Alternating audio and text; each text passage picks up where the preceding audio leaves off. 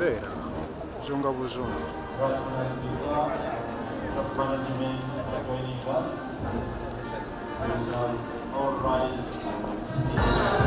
Proceed to have the anthems. Our chief guest, you are most welcome.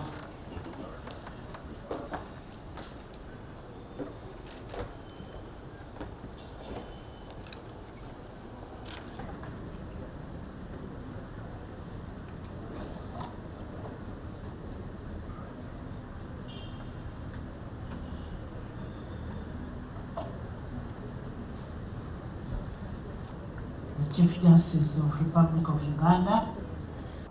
I am immensely honored to be here to celebrate the memorial lecture of the late Ben Kiwanuka, who was then the Chief Justice of Uganda. I am wearing two caps, two hats. My small hat, very small hat, of a speaker, and then the big hat of His Excellency the President of the Republic of Uganda, who is not able to be with us, but he has delegated me to come and deliver his message to you on this very special day. The annual Ben Kiwanuka Memorial Lecture is a profound commemoration of the legacy of a towering pillar of judiciary in this country. I pay tribute to judiciary for keeping a legacy of the late Chief Justice Ben Kiwanuka. I want to thank you so much, judiciary.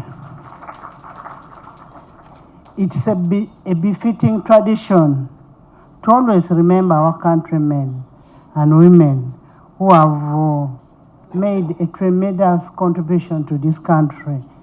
And next time you should also remember those who are not gone. Like I'm happy you're talking about Justice Ogola, Odochi, and the rest. We should always celebrate them even when they are not gone. Before I deliver the message of His Excellency the President, allow me to reiterate the commitment that legislature, judiciary, and executive will always work together. We will work together because I'm hearing the Chief Justice talk about his finances. Actually, your finances will even become more than mine. That is what we can commit to you, because we know what you do for this country. You have our unwavering support of Parliament for us to make sure that we increase your budget. When we work together, we are not being controlled. It's not a remote control. We are collaborating with each other. Collaboration is one of the ways that we should be able to work for the good of this country, for the good of humanity that we represent in this country. So nobody directs each other, nobody controls the other, but we work together as a collaboration, and which we thank God that we have been able to collaborate as institutions of this country, not like before, where such things will never happen. I also would like to comment on the issue of appointment of judicial officers. That is prescribed under Article 142.1. When the judicial officers are appointed by the appointing authority under the advice of the Judicial Commission, these names are sent to Parliament for vetting. That is under Rule 165.2. When the names are sent to Parliament for vetting, we do vet and give a response back to the appointing authority. That is under Rule 170. When we write back to the appointing authority, the essence of vetting as prescribed in the law, that the judges and justices shall be vetted in camera. The premise of the law may be new why that should be done, but these laws are not cast in stone. They can be amended. But I also want to tell you, not all of us are liked. If we say we open it to the public, we can open it to the public and none of you or none of us can come. So we should be conscious in whatever we do for the good of our country. If we don't have any problem with the judges so far we have vetted, even if we're not vetted by the community. And this kind of pretense of people walking that anti-corruption walk, and you're saying that you are denying people and that is abuse of human rights. If you want to walk and say why you're walking. You're walking because of the anti-homosexuality law, not because of corruption. We will not, and I'm repeating this as a country, we are not going to tolerate it. We will not tolerate it. Because we want a peaceful country. We are not, and this peaceful country, we must work together as the three arms of government, together with academia, to ensure that we teach our people the right thing to do at the right time. Chief Justice, allow me now, before I finally read the letter, that the Parliament of Uganda cherishes the complementary work that you've done, that we are doing together, and achieving the vision of the President of the Republic of Uganda, which is a peaceful country, united, democratic, a harmonious, industrialized, transformed, and prosperous Uganda. And this can only be achieved by both of us. It is our responsibility to ensure that we achieve it. And it is also our responsibility to ensure that we advise everyone that we want a united Uganda, irrespective of your religion, your politics, or whichever, but Uganda belongs to all of us. Now allow me read the letter from the message of the President.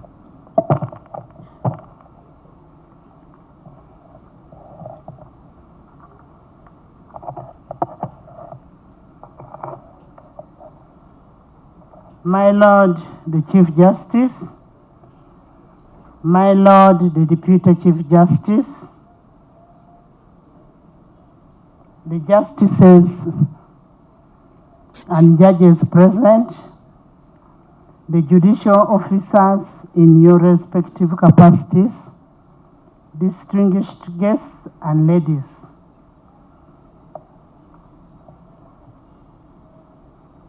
It is a pleasure for me to be part of the Benedicto Kiwanuka Memorial Lecture, and I appreciate all the legacy he left.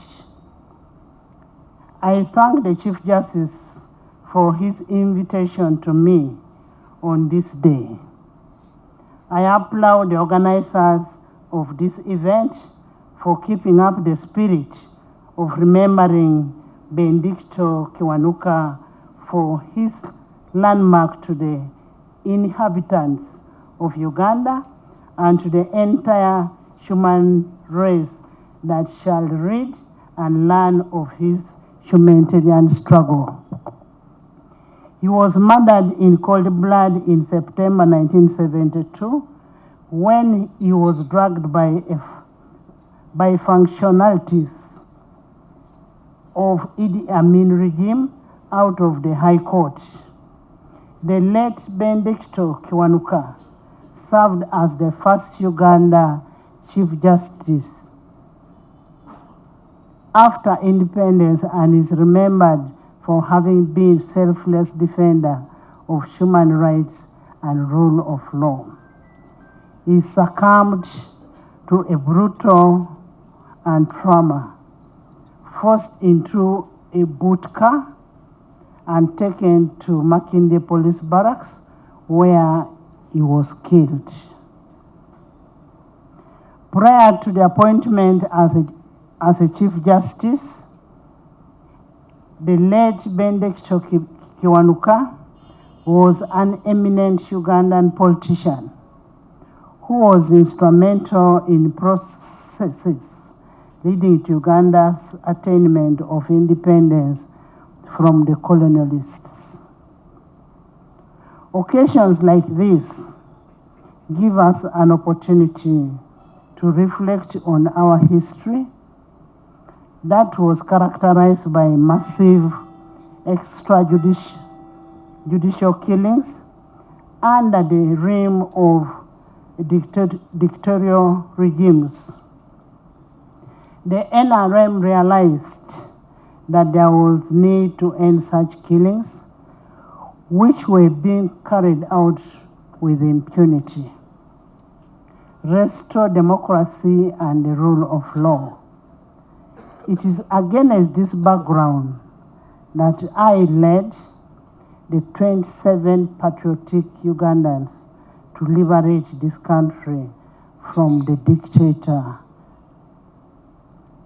Indeed, from the time we took over in power in 1986 to date, the NRM government has restored the rule of law and enduring peace throughout Uganda after decades of misrule since independence.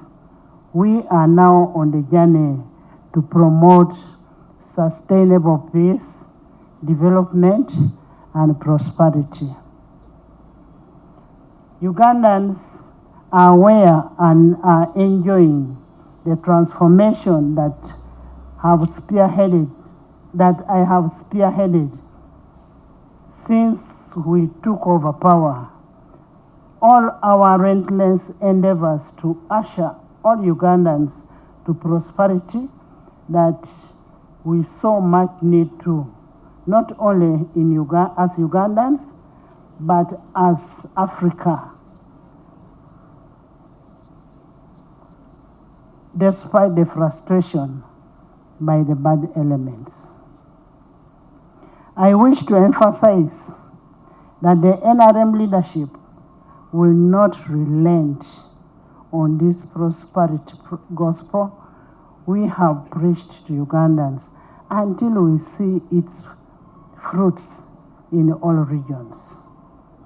The NRM is determined to ensure that all Ugandans are self-sustainable and self-reliant. We have supplemented our resolve with several programs from different categories of the people. That is the youth, the women, the aged, the entrepreneurs, and the farmers. This is the reason we have to grow. This is the reason we have a grow fund for women and a parish development model, which equips the motives people's abilities towards achieving a sustainable livelihood.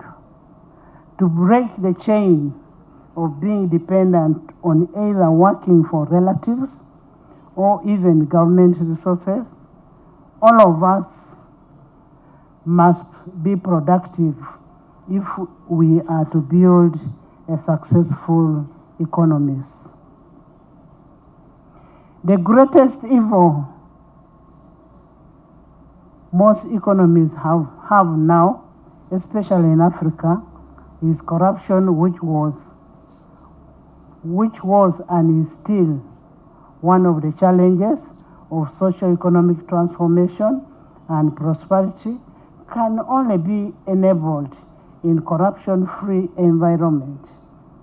The call for elimination of corruption is worthy because corruption has caused nations to lag behind on many fronts.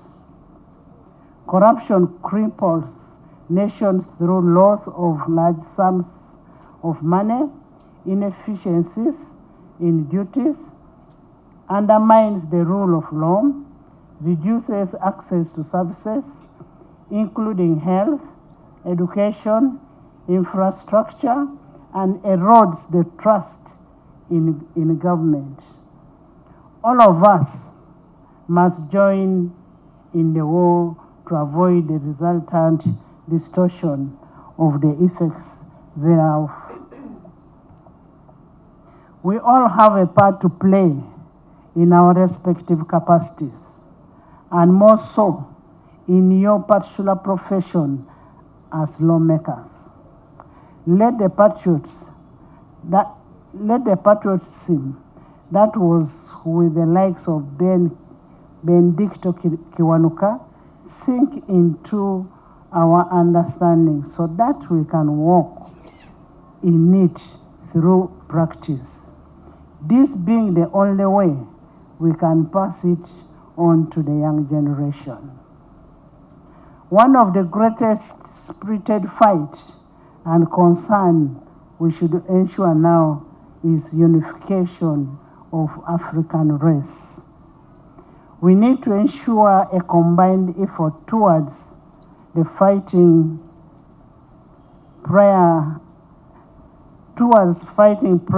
external forces, strengthening our ability to negotiate for better services, resources, and broaden our market base. Africa has been endowed with abundant natural resources, and once we unite and identify where our economic strength is. I thank all of you for turning up for this memorial lecture, and I believe that all the deliberations will yield great results. I believe that once we work together, our efforts liberating all our Ugandans, Africans, and not being diverted by foreigners will achieve what we want to achieve. Let us be active participants in all government programs and be stewards for good cause. Thank you. Signed by His Excellency Yoweri Kaguta Museveni.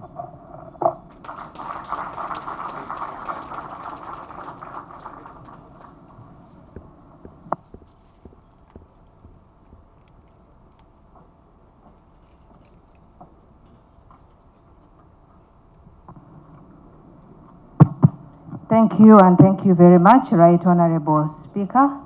Let us give the Honorable Speaker a big and thank you so much. The family of the late Honorable Chief Justice Benedicto Kiwanuka. That will be the second. The third Justice of the Court of Appeal. So we shall be preparing as soon as possible so that we take that picture. And the fourth will be the judges, ministries and departments. And then The sixth will be